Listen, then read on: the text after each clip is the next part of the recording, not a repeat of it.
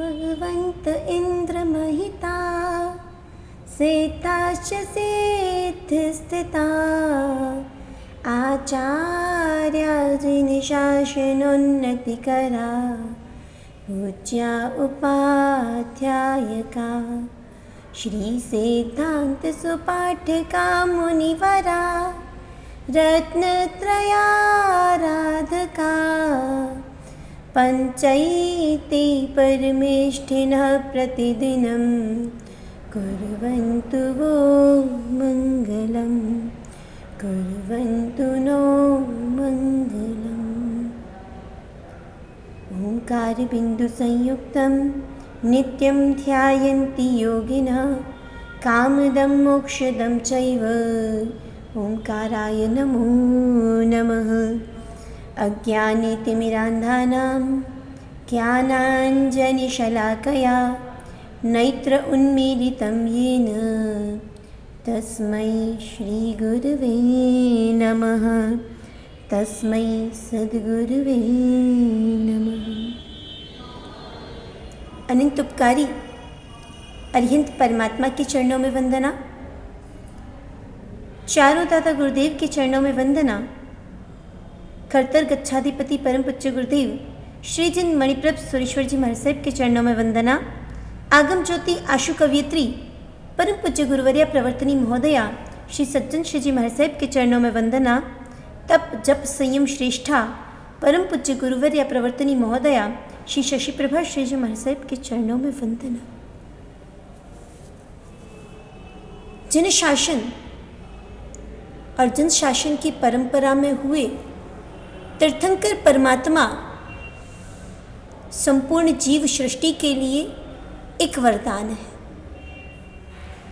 तीर्थंकर जो तीर्थ की स्थापना करते हैं, आमतौर पर जो लोग थोड़ा बहुत जैन धर्म के विषय में ऐतिहासिक जानकारी रखते हैं, उनके हिसाब से 24 तीर्थंकर होते हैं और जिनमें पहले आदिनाथ और अंतिम महावीर स्वामी।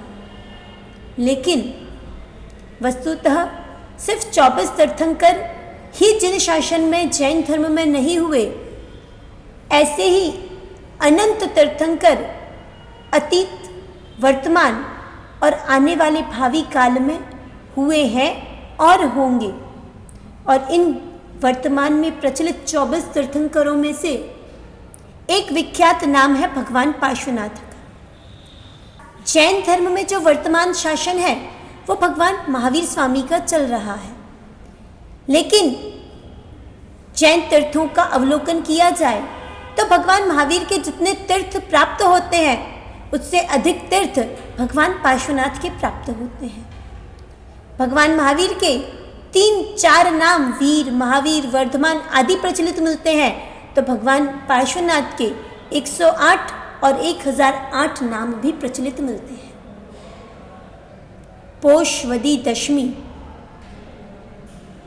भगवान पार्श्वनाथ का जन्म कल्याणक, और इस जन्म कल्याणक के अवसर पर जितने भी तीर्थ हैं और उनमें जो प्रसिद्ध पार्श्वनाथ भगवान के तीर्थ हैं उन पर विशेष आराधना, भक्ति आदि का माहौल बनता है। अभी जैसा कि कहा, पोषवदी दशमी यानी भगवान पार्श्वनाथ का जन्म कल्याणक। जन्मदिन, जन्म जयंती आदि शब्द आपने और हमने कई बार सुने हैं, लेकिन जब भी किसी तीर्थंकर के जन्म आदि की चर्चा चलती है तो उसके पीछे शब्द लगता है कल्याणक। अभी कल्याणक क्या है, कल्याणक किसे कहते हैं और किस किस के जन्म आदि के आगे कल्याणक लगता है? अगर जैन आगमों का अवलोकन करें तो जितने भी तीर्थंकर भूत से लेकर भावी तक हुए हैं और होंगे, उनके जीवन की 5 स्थितियां ऐसी होती है जिसके आगे कल्याणक शब्द लगता है। च्यवन, जन्म, दीक्षा, केवल ज्ञान और निर्वाण। ये 5 कल्याणक जन शासन की परंपरा में हर तीर्थंकर के होते हैं और इन 5 अवसरों पर देवी देवता उसका महोत्सव करते हैं। और सबसे पहला च्यवन कल्याण। प्रश्न होता है च्यवन यानी क्या? च्यवन यानी कि च्यवत होना, पूर्व भव में जहाँ थे वहाँ का आयुष्य पूर्ण करना, वहाँ से मृत्यु को प्राप्त करना और पुनः जहाँ उत्पन्न होना है वहाँ आना, यह च्यवन है। जब भगवान पार्श्वनाथ देवलोक से माता वामा देवी की कुक्षी में आए और देवलोक के आयुष्य को जब पूर्ण किया, वह च्यवन कल्याणक कहलाया। और क्यों कहलाया? कल्याणक यानी जो समस्त जीव सृष्टि का कल्याण करे, कल्याणक थी कल्याणक। तो एक आयुष्य को पूर्ण करना कल्याणकारी कैसे? प्रश्न हो सकता है। जैसे ही भगवान ने देवलोक के आयुष्य को पूर्ण किया, उनकी मृत्यु की परंपरा समाप्त हुई, तो यह च्यवन उनके लिए कल्याणक हुआ। और प्रभु का जिस रूप में तीर्थंकर के रूप में पर्याय आएगी, जिस रूप में वे तीर्थंकर कहलाएंगे, जिस भाव में वे शासन की स्थापना करेंगे और अपने आप को मोक्ष तक ले जाएंगे, उस स्थान में जन्म हुआ, इसलिए च्यवन जगत के लिए कल्याणकारी हुआ। च्यवन के बाद आता है जन्म कल्याणक। प्रभु पार्श्वनाथ भगवान का जन्म वाराणसी नगरी में माता वामा देवी की कुक्षी से हुआ। और जिस दिन भगवान का जन्म हुआ, और जन्म ही नहीं, जब भी पांचों कल्याणक होते हैं, उन कल्याणकों के अवसर पर नरक के जीवों को भी सुख की प्राप्ति होती है।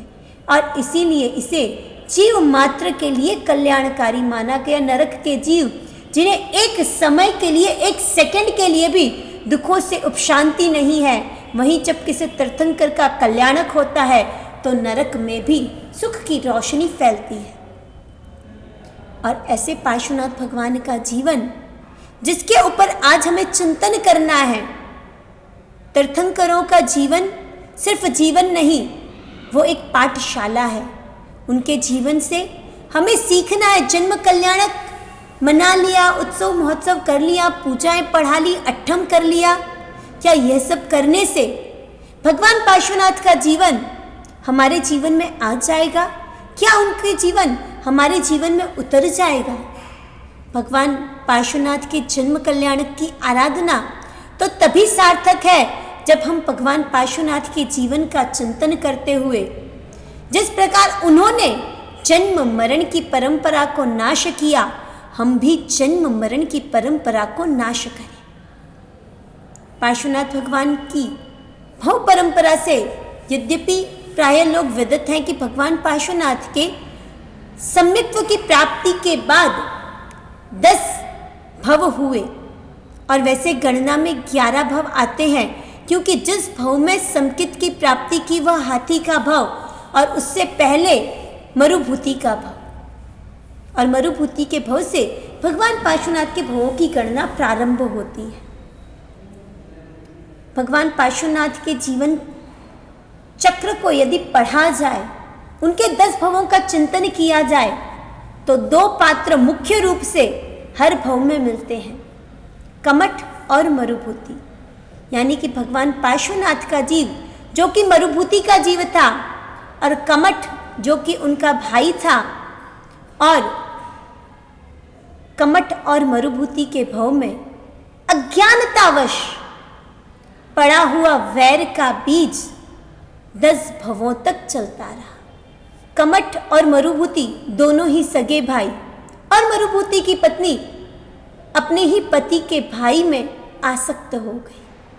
और जब मरुभूति को इस बारे में पता चला, उसने राजा को उस अन्याय की शिकायत की। पुनः पश्चाताप भी हुआ कि मैंने अपने भाई के साथ गलत व्यवहार किया, क्योंकि राजा ने कमठ को देश निकाला दे दिया। कमठ एक तापस बन गया, मरुभूति क्षमा हेतु कमठ के पास जाता है, लेकिन कमठ के मन में विरोध की अग्नि, वैर की अग्नि प्रदीप्त हो चुकी है। और जैसे ही मरुभूति को देखा, मरुभूति चरणों में क्षमा मांगने के लिए झुका और एक पत्थर की शिला मरुभूति के ऊपर गिरी और वहीं उसके प्राणांत हो गए। बहुत समता रखते रखते रखते भी मरुभूति के जीव ने एक विचार किया और उस विचार का परिणाम 10 भवों तक मरुभूति ने भोगा। मरुभूति सोचता है, मेरी कोई गलती नहीं, मैंने कुछ गलत किया नहीं। अगर सृष्टि में कुछ है, कोई सच्चाई है, तो जिसने गलत किया उसे सजा मिले। और वहां पे कर्मराज कहता है कि भाई मरुभूति, मेरे बीच में हस्तक्षेप करने वाले तुम कौन हो? जिसने जो किया मैं देख रहा हूं, जजमेंट देने का काम मेरा है। कोर्ट में जब जज कोई निर्णय सुनाता है तो बीच में किसी को बोलने की छूट नहीं होती। मरुभूति का एक विचार कि जिसने गलती की है उसे भी सजा मिले, और सजा कर्मराज के दरबार में सबकी लिखी जा रही है। मरुभूति को यह चिंतन करने की आवश्यकता ही नहीं थी।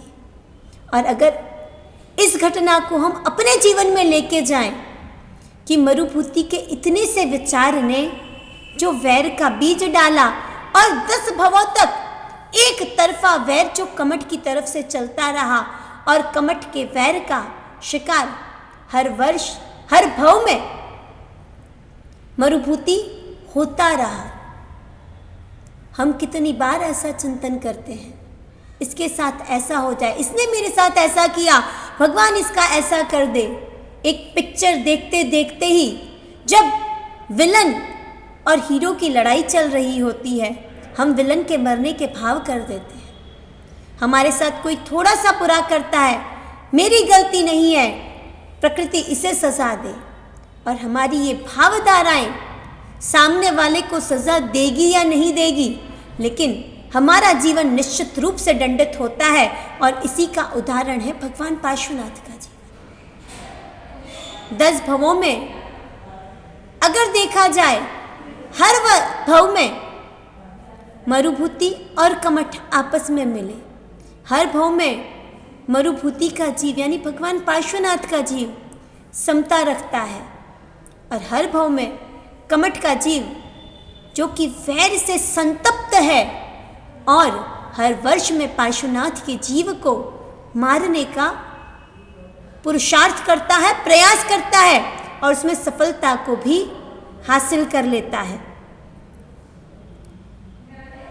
भगवान पार्श्वनाथ का जीव मरुभूति के भव से चवकर हाथी बना, और वहां पे एक राजर्षि को देखकर अरविंद राजा, जो कि मुनि बन गए हैं, और उनकी भक्ति करके संकित को प्राप्त करता है, और कमठ का जीव सांप बनकर उनकी हत्या करता है।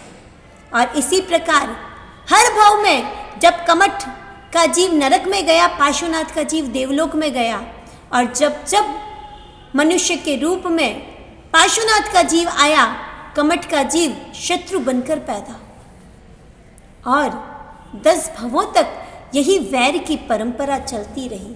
और पार्श्वनाथ भगवान का जीवन हमें शिक्षा दे रहा है कि एक छोटा सा बीज आप जो डाल दोगे, पता नहीं वह कब तक चलता रहेगा। और ये एक तरफी वैर परंपरा, भगवान पार्श्वनाथ का जीव हर भव में क्षमा के भावों को धारण करता है, हर भव में कमठ के प्रति सद्भाव रखता है, फिर भी 10 भवों तक कमठ का एक तरफा वैर चलता रहा। और अंततः करते करते करते करते वह भव भी आ गया जब पार्श्वनाथ का जीव अनादिकाल से चल रही अपनी भव परंपरा को समाप्त करने वाला था। भगवान पार्श्वनाथ का भव, अंतिम भव। और उससे पहले प्राणत देवलोक में भगवान पार्श्वनाथ का जीव, सोचिए देवलोक में भी जहाँ सारी सुख समृद्धि ऐश्वर्य है।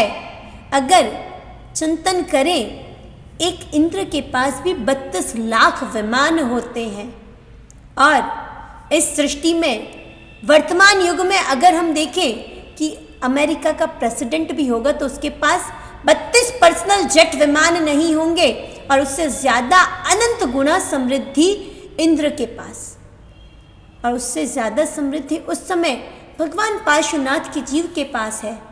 भोगों में रहते हुए भी भगवान पार्श्वनाथ का जीव योगों में विचर रहा है, और वहाँ पर देवलोक में शाश्वत जिनालयों की वंदना करते हुए, शाश्वत जिनालयों में परमात्मा भक्ति करते हुए, और उसी भव में 500 कल्याणकों की उज्जवनी कर कर इतना पुण्य बांधा कि पुरुषादानीय कहलाए।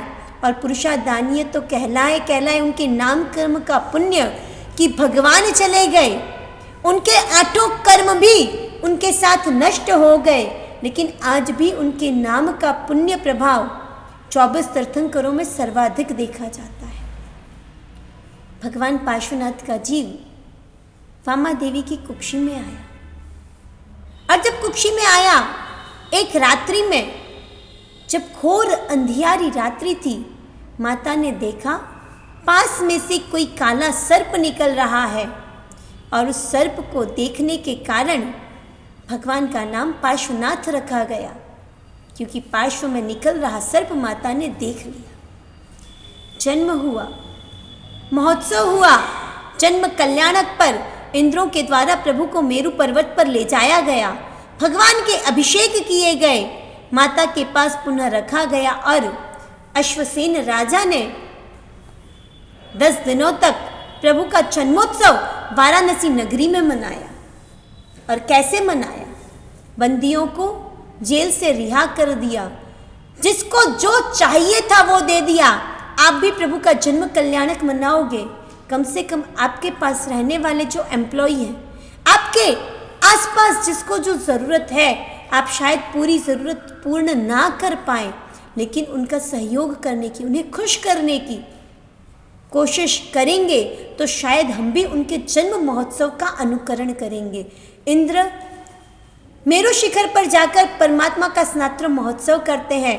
मेरु शिखर पर जाने की शायद हमारी ताकत ना हो, हमारी हैसियत ना हो, लेकिन कम से कम आपके आसपास, आपके नगर में जो भी मंदिर हो, उस मंदिर में जाकर प्रभु के दर्शन करिएगा, प्रभु का अभिषेक करिएगा, अपने आप को प्रभु के स्नात्र महोत्सव के भावों से भिगोइएगा, तब तो यह जन्म कल्याणक हमारे लिए भी सार्थक होगा। आगे पार्श्वनाथ भगवान के जीवन का चिंतन करें। कमठ और पार्श्वनाथ की वैर परंपरा। 100 वर्ष का भगवान पार्श्वनाथ का जीवन, और 100 वर्ष में 30 वर्ष तक छद्मस्त अवस्था में, यानी कि गृहस्थ अवस्था में रहे। उसके बाद पोषवदी 11 के दिन प्रभु ने दीक्षा ली, और उसके 83 दिन बाद प्रभु का केवल ज्ञान कल्याणक, और केवल ज्ञान कल्याणक के बाद प्रभु ने इस सृष्टि में वीतराग वाणी को फैलाया। वीतराग वाणी से समस्त लोक को आलोकित किया, सत्य का साक्षात्कार करवाया। और सत्य का साक्षात्कार तो समस्त तीर्थंकरों ने करवाया, हम तक सत्य को पहुंचाया। लेकिन प्रभु के जीवन से जो हमें सीखना है कि कमठ का जो जीव उस भव में तापस बनकर, जब भगवान पार्श्वनाथ गृहस्थ अवस्था में थे और वाराणसी नगरी में आया, पंचाग्नि तप कर रहा है, और तब सारी दुनिया उस तापस को देखने के लिए दौड़ रही है। जैसे कि अपने यहाँ भी कोई चमत्कार होता है, जब गणेश जी ने दूध पिया था तो सारे भारतवर्ष में जहाँ जहाँ गणेश मंदिर थे, सारी दुनिया वहाँ उलट पड़ी कि कैसे मूर्ति दूध पीती है। जब भी कोई ऐसी चमत्कार की घटनाएं होती है जो हमारे लिए आश्चर्यकारी होती है, हम वहाँ दौड़ जाते हैं। काशी की नगरी के बाहर वो तापस पंचाग्नि तप रहा है, और सारे नगरवासी वहाँ नगर के बाहर जा रहे हैं। पार्श्वनाथ भगवान अपने झरोखे में बैठे बैठे इस दृश्य को देख रहे हैं। और 3 ज्ञान से युक्त प्रभु जानते हैं कि ये अज्ञान तप है, पर अज्ञानी जन तो ऐसा ही करते हैं। ज्ञानी की गत और अज्ञानी ऐसा करते हैं। ऐसी पंक्ति पूज्य कविंद्र सागर जी महाराज साहब ने पार्श्वनाथ पंच कल्याणक पूजा में भी लिखी है। और तब पार्श्वनाथ का जीव वहाँ उद्यान की और कमठ के जीव को प्रतिबोधित करने के लिए चाहता है कि तुम जो तप रहे हो वो बाल तप है, वो तुम्हारे मोक्ष में कारणभूत नहीं बन सकता, वो तुम्हारे मोक्ष में कारणभूत नहीं बन सकता। और तुम जो लकड़ियां जला रहे हो इसमें हिंसा है। जैन धर्म अहिंसावादी, अहिंसा परमो धर्म का संदेश देने वाला, 5 महाव्रतों में 12 व्रतों में अणुव्रतों में जिसे सबसे पहला स्थान मिला, ऐसा अहिंसा व्रत। और भगवान ने कहा कि तुम्हारी ये तपस्या हिंसा युक्त है। तब कमठ कहता है कि इसमें क्या हिंसा है, और भगवान अपने अवधि ज्ञान के बल पर जानकर कहते हैं कि जिन लकड़ियों में तुम तप रहे हो उन्हीं लकड़ियों में एक नाग का जोड़ा है। और भगवान अपने सेवक को बुलाकर उस लकड़ी को बाहर निकलवाते हैं, उसको चीर के उसमें से चलता हुआ नाग का जोड़ा निकलता है। भगवान उन्हें नवकान मंत्र का श्रवण करवाते हैं। वो नाग युगल मरकर धर्मेंद्र पद्मावती बना, जो आज भी प्रभु के अधिष्ठायक के रूप में प्रभु भक्तों की इच्छाओं को पूर्ण करता है, उनके विघ्नों का निवारण करता है। ऐसा नवकार मंत्र के श्रवण का प्रभाव प्रभु के जीवन ने अत्यंत करुणा भाव से उस सर्प युगल को नवकार मंत्र सुनाया। और अंत समय में सुना हुआ नवकार मंत्र प्रभु के द्वारा दी गई उन्हें समाधि, क्योंकि एक मृत्यु जब समाधिमय होती है तो वह अनंत अनंत भवों को सुधार देती है, भव चक्र को समाप्त करने में सहयोगी बनती है। और धर्मेंद्र पद्मावती के जीव के पुण्य का उदय कि उन्हें भगवान पार्श्वनाथ मिले और उनसे नवकार श्रवण मिला, और उस कारण देवगति, और देवगति में भी उन्हें प्रभु की भक्ति मिली। कमठ का जीव इसे अपना अपमान मानकर वहाँ से चला जाता है और मरकर मेघमाली देव बनता है। और मेघमाली देव बना प्रभु पार्श्वनाथ दिखते हैं, साधना में खड़े हैं और घनघोर बरसात शुरू करता है, मूसलाधार बारिश, इतनी बारिश कि प्रभु नाक तक पानी में डूब गए। और फिर भी प्रभु अविचल साधना में खड़े हैं, ना हिले ना डुले, ना कोई प्रकंपम, ना मृत्यु का भय, क्योंकि भगवान को तो पता है ये जो मेरी मृत्यु होगी ये अंतिम मृत्यु होगी, तो उनका जीव तो मृत्यु से भी नहीं डरता। और तभी धर्मेंद्र का आसन कंपायमान होता है। धर्मेंद्र अपनी आसन बनाकर उस पे प्रभु को धारण करता है और अपने छत्र से प्रभु की वर्षात से रक्षा करता है। और वह स्थान जहाँ पे यह घटना घटी वह तीर्थ अहिछत्रा तीर्थ के रूप में प्रसिद्ध हुआ। और इधर मेघमाली को फटकार लगाता है, मेघमाली जो कि कमठ का ही जीव है। पार्श्वनाथ पंचकल्याणक पूजा में एक सुंदर पंक्ति कविंद्र सागर जी महाराज साहिब लिखते हैं कि शत्रुता और मित्रता भी अगर करनी हो तो किससे करना। कविंद्र सागर जी महाराज लिखते हैं, शत्रु या मित्र भले होना, सामने जन उत्तम होना, लोह भी हो जाए सोना, नीच संग खोना ही खोना। कमठ का जीव शत्रुता तो करके बैठा है, लेकिन किसके साथ? प्रभु के साथ। और अंत भव में जब प्रभु का अंतिम भव है, उस भव में कमठ के जीव को एहसास हो गया कि यह वैर की परंपरा मेरे लिए नुकसानदायी है।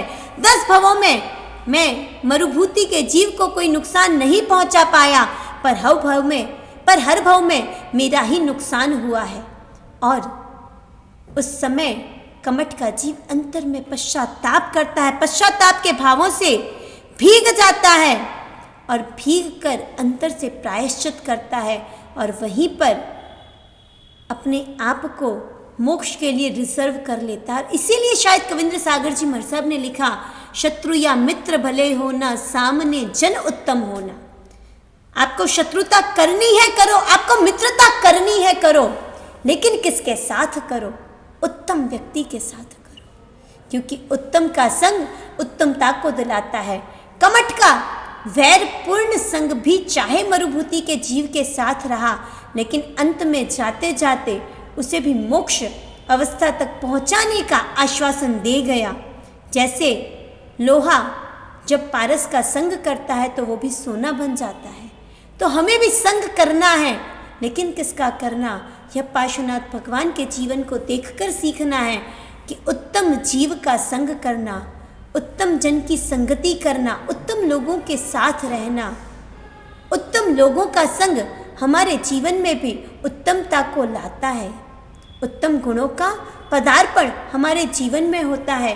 किसी चिंतक ने कहा है कि जब किसी को आपके घर में आमंत्रित करना होता है, आप उस मेहमान को बार बार कहते हो कि आपको मेरे घर आना है, मेरे घर पे ये फंक्शन है, मेरे घर पे ये उत्सव है, आपको आना है। वैसे ही जब आपके जीवन में सद्गुणों को आमंत्रित करना हो तो उन गुणों को बार बार आमंत्रित करते रहो।